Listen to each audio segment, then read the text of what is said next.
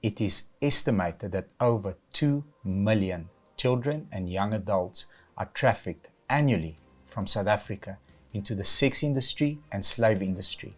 On today's episode, we want to process how the actual luring happens, where it happens, and how to protect your children from it. Also, we're going to discuss the hotspots in South Africa where it's most likely to happen. Next to me, as always, Anna-Marie May, a phenomenal mom and very passionate about this episode.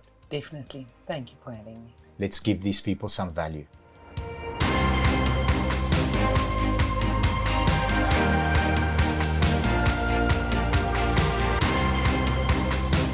Now, initially one would think that the majority of the victims are female between the ages of, let's say, 17 and 19, that fall prey to these predators. But the University of Johannesburg has done an intense study. Please give us those findings, which are absolutely shocking. It's shocking to know that we've got boys in there as well. What is the percentage split? The split is on girls, it's 55.5%. It's nearly equal. So it's very equal. And on the boys, we've got them on 44.5%. And the age group nowadays run between 12 and 25. So it's much younger than what you thought.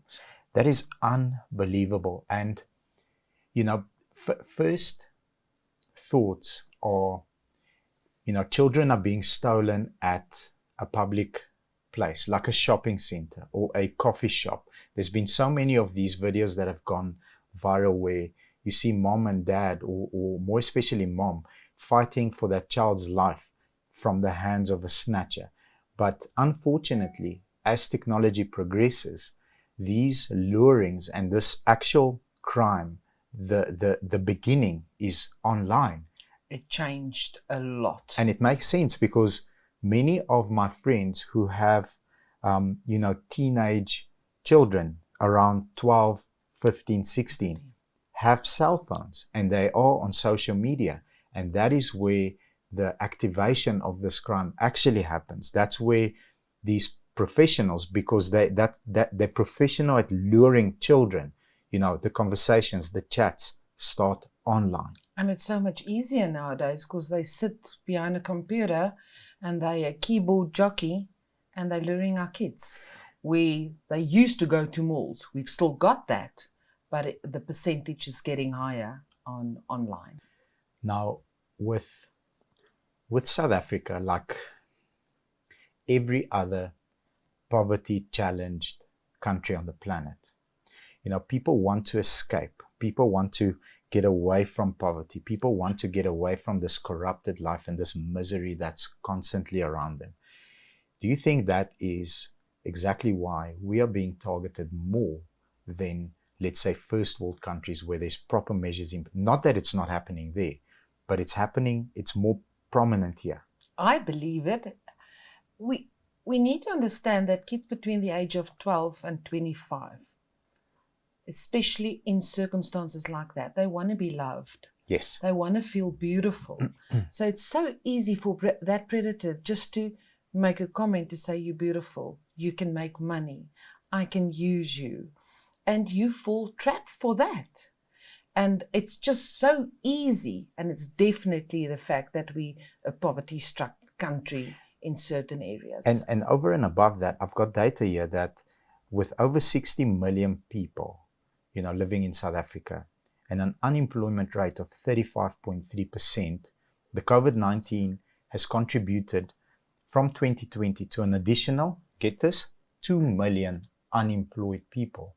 That adds to the poverty, that adds to the desperation, and that adds to the vulnerability. Definitely.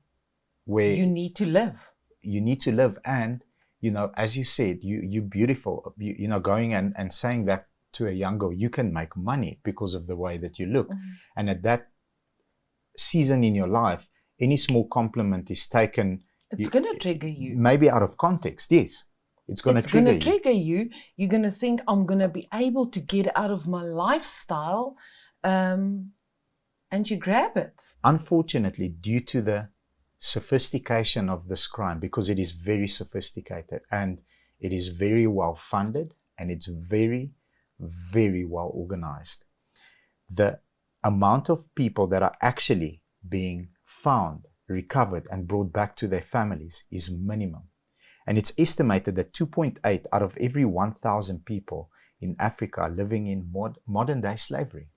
And that 64% of African traffic victims are children. So minors under the age of 18. 64% out of those 2 million are children that are trafficked under the age of 18. And the thing is, these syndicates, you end up in sex and labor trafficking. Yes, both. It's not only just labor, slavery, but it's also sex. So it starts off with the one and it probably ends up at the other one. And some of the stats, they do admit that some of these cases don't get to a point where it's reported. Yeah. So it might be much higher than what we've got stats for. It's very, very scary. Let's dive into the areas where it's most likely to happen and where most of the cases are actually being reported. I've got Gauteng, KwaZulu-Natal, and the Western Cape. The Free States are hotspots for human trafficking victims and have been held in areas including Heidelberg, Springs, Hillbrow, Randburg, as well as Pretoria. Close to home. Very close to home. We live in Pretoria. Off camera, we're having discussions about a person that we actually know and are close with that, had an experience like this. Luckily, the dad was there and he was able to intervene and nothing bad happened. But it's people that we actually know. It's not even close to home. It's at home. And what's sad about this, these are upmarket shopping malls. Yes. Where we believe we can leave our kids and they're safe. Because a 16-year-old and a 17-year-old, they would want to go to the movies with their friends. So we as parents leave them. So it's extremely important that we need to give our kids the tools and the know-how that if someone walk up to you, it's not a friendly face. Yes. They can promise you the world. If you get a message on your phone, it's not something that's just going to fall from the stars. Yes. You need to be careful and rather go and show your parents. And parents need to know where they drop their kids and what they do online. 100%. Now, as a solution, we feel that it's a multifaceted approach. So it needs to be prevention, protection, prosecution, and partnerships. You need to get all four aligned rather to be able to make a dent and protect our youth. So I'm going to start with prevention measures, which include raising awareness about the dangers of trafficking, providing education and job opportunities for at-risk population, and improving economic conditions to reduce poverty. So it's always a cause and effect. What is the cause of people, taking a leap and responding to a message and agreeing to go and do something, for financial gain? What is the cause? Solve the cause, solve the root, provide. And it's easy for us to say, provide more jobs, but government needs to go and dig deep and say, okay, what are some of the youth programs we can run? What are some of the areas that we need help that the youth can get involved in and then grow into a position? It needs to start at that age of 12. Definitely. At the age of 12. No, I How do we agree. involve our kids, to keep their minds off, this is a compliment I'm getting, I'm following this. Sell this to the kids at the age of 12, that if you find a passion in agriculture, whatever it is, there is places that you can go to, get involved, even if you don't get remunerated. Just ignite the fire of the 12-year-old. And then they can go and do 3 or 4 or 5 things and say, I align with this at this age, and be more actively involved and add value, rather than, the obvious where some of the girls and the boys are agreeing to go and become, sex workers because there's nothing else to do. Get rid of the fast money. Yeah, absolutely. So that's the prevention. The protection, please. Measures include identifying and then rescuing victims of these trafficking, and then also providing them with medical and psychological care. Because that we need secure shelters, for instance, because it's not a visible thing, and this is a topic that people don't speak about. Yeah, and it's so important too, because post, during, and pre something like this. You need to be able to handle that victim in 3 different scenarios, in 3 different ways, so that you can, make them comfortable and reintroduce them to society in a way that they've got dignity and they've got hope, because people need hope. They need hope. Absolutely. Prosecution, I mean, this is, I think, the cause and effect again.